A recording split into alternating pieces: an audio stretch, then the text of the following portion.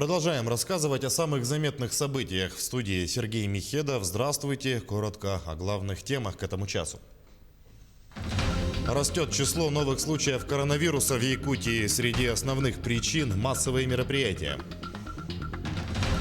В Нерюнгри возникла проблема вывоза мусора. Наш корреспондент разбиралась в вопросе. В следующем году в стране маркировка животных станет обязательной. В Якутии работа уже началась. –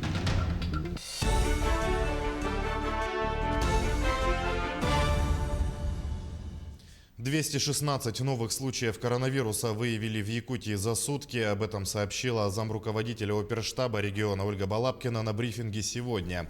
От общего числа 119 заболевших зарегистрировали в Якутске. Также под особым вниманием находятся Анабарский район, где выявлены 10 случаев, и Вилюйский район, в котором коронавирус подтвердился у 8 человек, сказала она. Ольга Балабкина уточнила, что рост числа заболевших в данных районах связан с проведением массовых мероприятий, свадеб и юбилеев, которые на сегодня запрещены по указу Айсена Николаева. За сутки в республике от COVID-19 скончались 3 человека. С понедельника в наши медицинские организации возвращаются те студенты, которые находились на соответствующих учебных процедурах высших учебных заведений. И с понедельника 5 и 6 курсы возвращаются, а 4 курсы у нас медицинского института СВФУ появляются вновь, и более 100 врачей и ординаторов, и в том числе 150 студентов медколледжа начинают работать в наших больницах по помощи в организации медицинской помощи, не только ковида, но и по плановой помощи. 2 года условно получил предприниматель в Мегино-Кангаласском районе. Подсудимый воспользовался для личных нужд средствами многодетной семьи, на которые должен был построить дом. Отметим, уголовное дело возбуждено благодаря активным действиям главы Тюнгюлюнского наслега. Он обратился в правоохранительные органы, тем самым защитив права многодетной матери. В суде установлено, что между потерпевшей, матерью 7 детей и подсудимым в декабре 2017 года заключен договор на строительство жилого дома в срок до сентября 2018 года на средства сертификата, предоставленного государством потерпевшей в рамках социальной помощи семьям, имеющим 5 и более детей, на сумму более 2 миллионов рублей. В феврале 2018 года по договору указанная сумма в полном объеме перечислена на счет предпринимателя, однако строительство дома для многодетной семьи в установленный срок им не завершено. Денежные средства в размере более 660 тысяч рублей использованы им на личные нужды, в том числе на погашение собственных кредитов.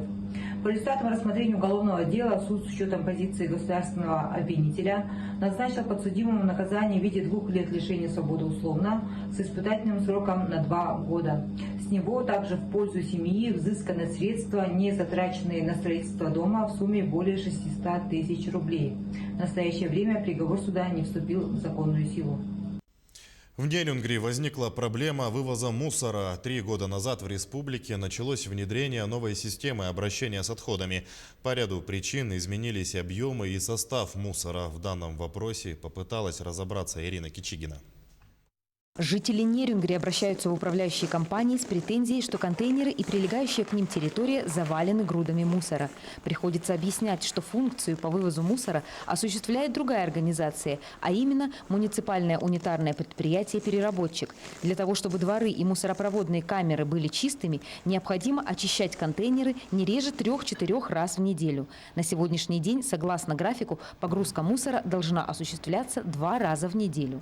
Этот график, который МУП-переработчик сделал для управляющей компании 2 раза в неделю вывоз мусора, он часто срывается, потому что машины ломаются. Когда эта проблема у нас из города исчезнет или решится, мы не знаем. В 2019 году региональным оператором по южной зоне выбран МУП-переработчик. Свою деятельность предприятие осуществляет на территории Нерюнгринского и Алданского районов. По результатам конкурса Этим предприятиям привлечены подрядные организации для транспортировки мусора. На текущий момент предприятие испытывает сложности с оказанием коммунальных услуг населению по ряду причин. Это задолженность населения перед переработчиком в размере 32 миллионов рублей и высокий износ собственного транспорта и автопарка подрядных организаций.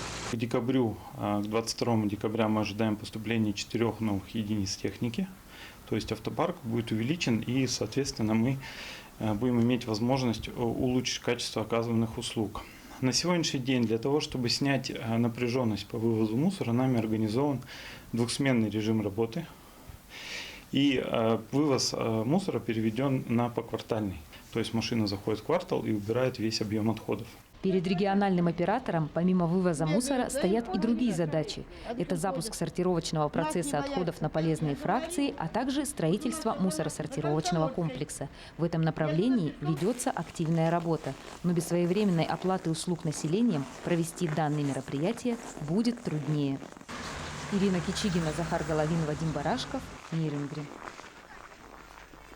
Из-за аномального потепления госавтоинспекция предупреждает об опасности на дорогах в ряде районов республики. В Алекминском районе, а также в Вилюйской группе температура воздуха поднялась до плюсовой отметки, а в Ленске вовсе прошел дождь. Из-за колебания температур, выпадения снега и дождя ухудшилась дорожная обстановка. Гололед и снежные накаты могут спровоцировать заносы транспортных средств на дорогах. Осадки ограничивают видимость. Водителям необходимо быть максимально внимательными, не превышать скорость, соблюдать дистанцию и не совершать резких маневров. Пассажирам и водителям следует пристегиваться ремнями безопасности, детей до 7 лет разместить в специальных детских удерживающих устройствах. По возможности стоит воздержаться от дальних поездок. Такая погода опасна и для пешеходов. В условиях гололеда и ограничения видимости проезжую часть необходимо переходить только в установленных для этого местах, предварительно убедившись в своей безопасности. В темное время суток обозначить человека на дороге помогут световозвращающие элементы на одежде и сумке. Помните, что на скользкой дороге тормозной путь автомобиля увеличивается в несколько раз. В следующем году в стране маркировка животных станет обязательной. В Якутии работа уже началась. Сельскохозяйственные животные чипируются в обязательном порядке, а домашние питомцы могут получить идентификационный номер по инициативе хозяев. Так, в Алдане почти полностью чипировано поголовье крупного рогатого скота, а также несколько десятков собак. Подробности у Татьяны Вахниной. Заняв оборону у подъезда, кавалеры терпеливо поджидают даму. У половины разномастной компании имеются ошейники. Оперативные сведения о хозяевах позволила бы получить национальная система идентификации животных, при условии, что питомец зарегистрирован в данной системе. Маркировка животных районным управлением ветеринарии проводится с сентября. Для этого из республиканского бюджета нам были выделены чипы и бирки. Для крупного рогатого скота получается 525 штук комплектов, и для собак 2500 бирок. Чипирование крупного рогатого скота как в больших фермерских хозяйствах, так и на частных подворьях произведено почти в полном объеме. Маркированное животное регистрируется в национальной автоматизированной системе идентификации. При считывании сканером 15-значного номера в базе данных найдется электронный паспорт со всей информацией о питомце и его владельце. Электронный чип позволяет отслеживать перемещение четвероногого, в случае обнаружения потеряшки найти хозяина, а также подтвердить права владельца. Кроме того, немаркированную кошку или собаку невозможно будет перевести через границу. Если сельскохозяйственные животные подлежат обязательной идентификации, то домашние питомцы чипируются исключительно по желанию владельцев.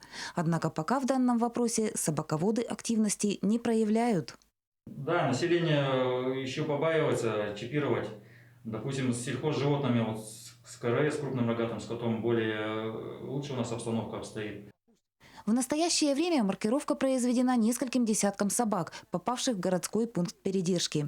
После лечения и стерилизации потенциально неопасные жучки и шарики подлежат регистрации в национальной системе и выпуску на самостоятельный выгул. Первые 8 четвероногих были чипированы еще в сентябре. По новому закону мы их отпускаем, их чипируем, ставим бирки на ушки. Это с желтыми бирками, если собака по городу бегает, вы не боитесь, собака стерилизована, привита.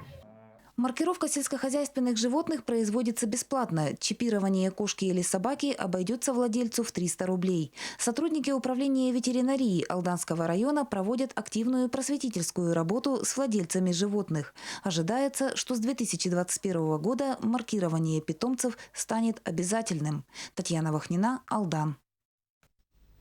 Стартовал, но дистанционно. В Мирном прошел первый муниципальный этап чемпионата WorldSkills Junior. На нем школьники показывали свое мастерство в различных направлениях. Соревнования прошли на базе Центра дополнительного образования, рассказывает Ивана Филиппова. Вместо домашней одежды строгий наряд, а в руках стакан чая. Вероника Малинина готова к участию в муниципальном чемпионате «Молодые профессионалы».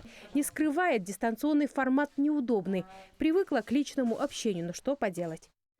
У меня первое задание было нарисовать модель чайника из экоматериалов. Достаточно несложно, я работала в скетчбуке, это задание было простым, потом мы просто отправили его на Google Диск. А второе задание, это уже усложненное. Первое, нужно было нарисовать чайник, 3D-модель его. Это уже сложнее, но я справилась. Вместе с Вероникой задания выполняли больше 50 юниоров. Будущие графические, промышленные, веб-дизайнеры и фотографы. Это 4 компетенции, в которых можно состязаться, не выходя из дома. У нас и открытие состоялось в электронном формате, так и участие. Эти цифровые компетенции будут только расширяться, тем более, что муниципальное образование Мирнинский район только приветствует как раз раскрытие молодых потенциалов и открытие новых образовательных стандартов. Соревнования прошли без зрителей, но за участниками все равно следили эксперты. В среднем на одно задание школьникам давали по 2 часа. В каждой компетенции у нас по 3 эксперта. Это по требованиям нашего чемпионата. Экспертов мы привлекли из разных городов. Это наши партнеры в городе Якутска, наши коллеги из Новосибирска. Даже есть эксперт, который на данный момент находится в городе Москва. Эксперты уверены, участие в подобных конкурсах дает школьникам возможность получить новые навыки и, конечно, определиться с будущей профессией. По итогам чемпионата в каждом направлении выберут лучших. Победители защитят честь района уже на региональном этапе. Ивана Филиппова, Кирилл Шолохов, Алексей Меркулин, телеканал «Алмазный край». Берегите себя в общественных местах, носите маски и соблюдайте социальную дистанцию. А лучше оставайтесь дома и смотрите телеканал Якутия-24.